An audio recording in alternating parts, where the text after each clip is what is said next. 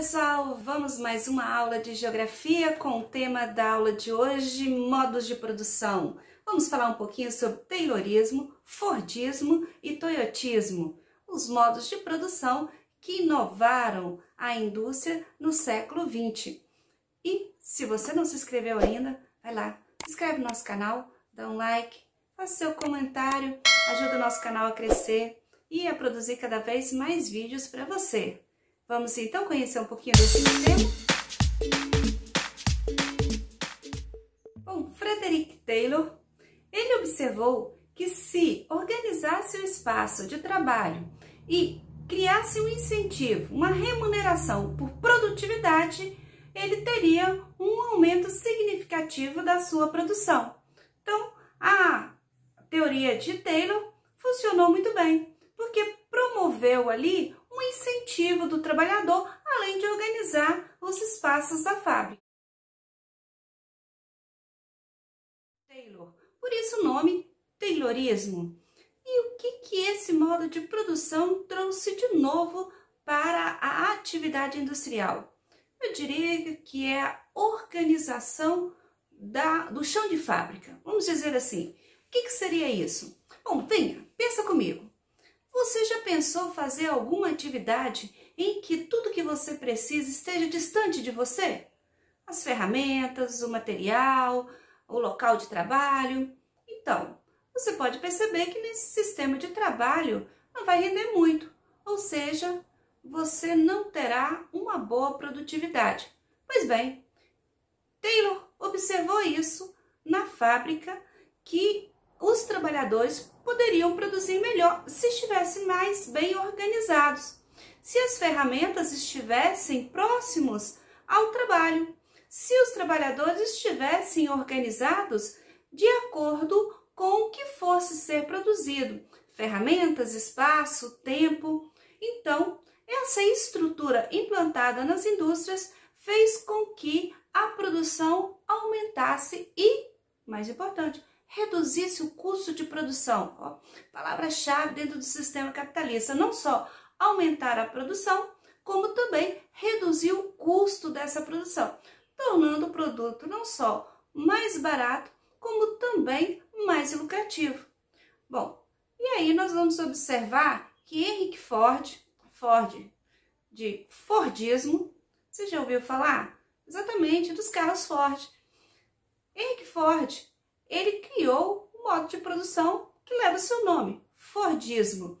E o que ele traz de diferente de Taylor? Ele traz diferente a linha de montagem. O que é a linha de montagem?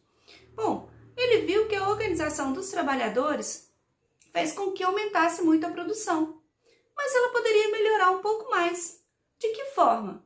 Se colocasse as pessoas paradas no local e que tudo que ela precisasse passasse por ela. Ela faria um trabalho repetitivo, um trabalho mais automático e que com isso teria uma maior produção. Você quer um exemplo disso? Você já assistiu um filme chamado Tempos Modernos, Charlie Chaplin?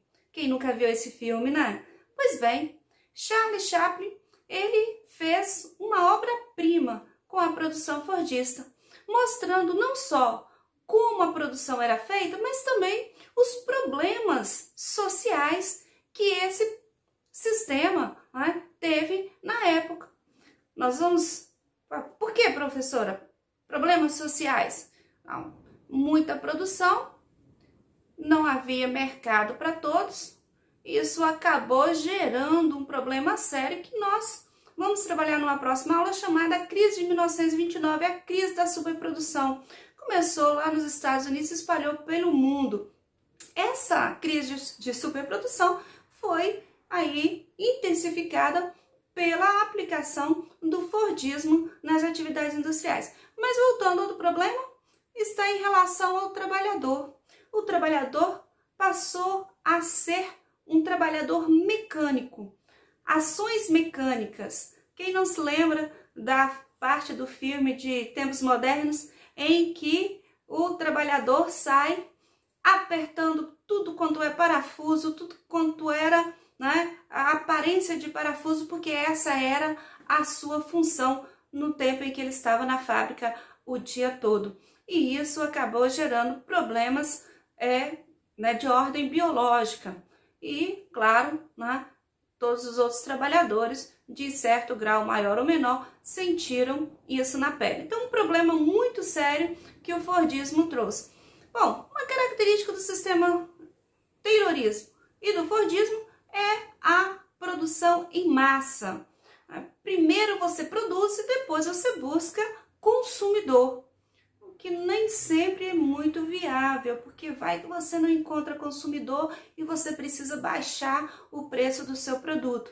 É o que aconteceu aí, né, e que nós vamos ver aí na crise de 1929. Pois bem, pós a crise de 1929, um novo sistema de produção vai aparecer, num sistema que vai inovar não só na quantidade e qualidade, mas em relação à produção no tempo certo. Bom, que sistema é esse? É o sistema que nós chamamos de toyotismo. Opa, lembrou? Toyotismo, Toyota, carro. Exatamente isso. Como o Henry Ford, o Fordismo, o toyotismo foi criado a partir da produção de automóveis, mas não se limitou à produção de automóveis, ela acabou sendo também adotado em todos os outros meios de produção.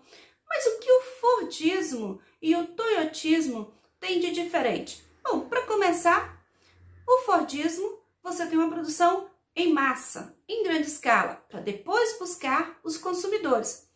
No toyotismo, não. Você vai produzir em pequenas escalas, se possível, já com o mercado consumidor garantido.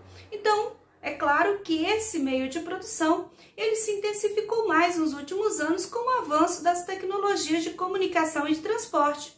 Porque agora você não precisa ter o produto ali numa prateleira para ser vendido. Você pode ter apenas uma imagem dele nos meios de comunicação, como a internet, que nem nunca comprou pela internet, e tá lá, ó. Você vai receber o produto dentro de 15 dias, 21 dias, e olha, te falo, nem sempre esse produto já está produzido. Muitas vezes é o seu clique ali dizendo que você quer aquele produto que vai ativar a produção desse produto. Neste caso, a perda é muito menor, já que ele tem a venda garantida. Bem bolado, né? Bom, sendo neoliberal, nós vamos dizer que os sindicatos e o Estado, então, perdem força de negociação. Você vai observar no sistema toyotista uma maior independência do trabalhador em relação aos sindicatos e ao Estado. Olha, gente, isso tem os aspectos muito positivos, mas também muito negativos. O mais negativo deles seria a perda de poder de força de grupo, de categoria, para poder negociar salário, qualidade de trabalho, segurança, férias, tudo que se refere ao que os sindicatos lutaram para poder ter aí uma qualidade melhor do trabalhador. Temos aspectos positivos no sentido da qualificação do produto. Numa produção toyotista, a qualidade do produto ela é muito superior, porque ela passa por uma fiscalização, uma qualificação muito maior.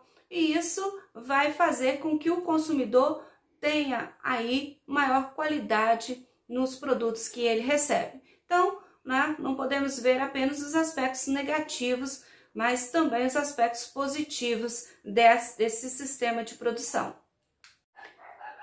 Apesar do toyotismo ser, né, o modo de produção mais moderno, ele tem aí alguns impasses em relação à sua implantação, porque ele precisa não só de pessoal qualificado, mas de toda uma estrutura que nem todos os países conseguiram desenvolver.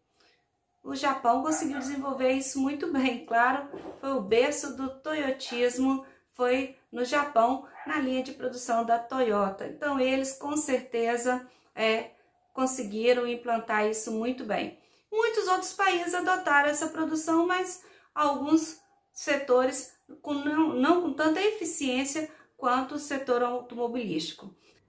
Então, pessoal, estamos encerrando a nossa breve aula sobre modo de produção, Taylorismo, toyotismo e fordismo, sem muito trabalho aí de fundo, de quadro, tá? Um conteúdo rapidinho aí para você trabalhar nas questões propostas aí na sala de aula, tá? Então, fique atento, se tiver qualquer dúvida, vai lá nos comentários e deixa sua dúvida que a gente vai responder assim que eu ver a sua dúvida, tá ok? E lembrando, se você ainda não se inscreveu no nosso canal, vai lá, se inscreve no Wikigel, tá? O canal que tá ali produzindo material para que você consiga acompanhar as aulas nesse período de pandemia. Infelizmente, né?